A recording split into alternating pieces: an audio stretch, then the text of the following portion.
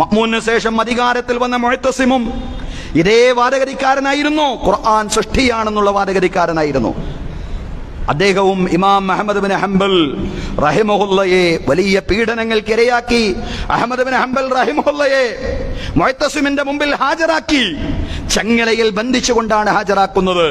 ചങ്ങലയുടെ ഭാരം കൊണ്ട് പലപ്പോഴും ഇമാം അഹ്മദ് ബിൻ ഹംബൽ ബോധക്ഷയനായി നിലത്ത് വീഴുമായിരുന്നു എന്ന് ചരിത്രത്തിൽ കാണുന്നുണ്ട്.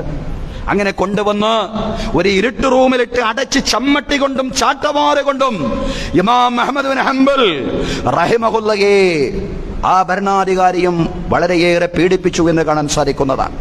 തുടർന്ന് വന്ന ഭരണാധികാരി വാസിഖായിരുന്നു.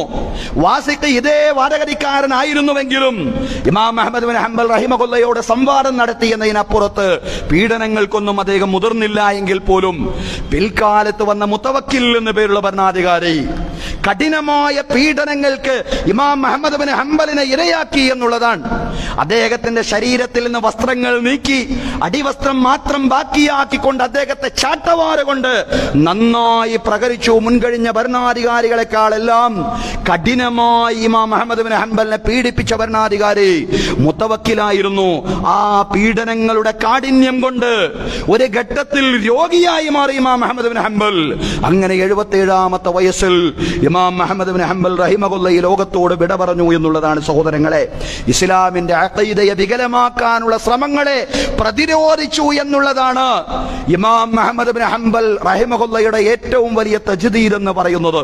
തജ്ദീദിന്റെ ചരിത്രമാണ്, ഇസ്ലാമിക നവോത്ഥാനത്തിന്റെ ചരിത്രമാണ് സഹോദരങ്ങളെ നമ്മൾ പറഞ്ഞുകൊണ്ടിരിക്കുന്നത്. അതിനുവേണ്ടിയാണ്, ഇസ്ലാമിക വിശ്വാസത്തെ സംരക്ഷിക്കാൻ വേണ്ടിയാണ് ഇമാം അഹ്മദ് ബിൻ ഹംബൽ റഹിമഹുല്ല ആ ത്യാഗങ്ങളെല്ലാം നിർവഹിച്ചത്.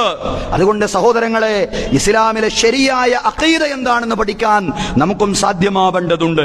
യഥാർത്ഥത്തിലുള്ള ഇസ്ലാമിക വിശ്വാസത്തിന് നിരക്കാത്ത എന്തൊക്കെ കാര്യങ്ങളാണ് സമൂഹത്തിൽ കടന്നുകൂടിയിട്ടുള്ളത്.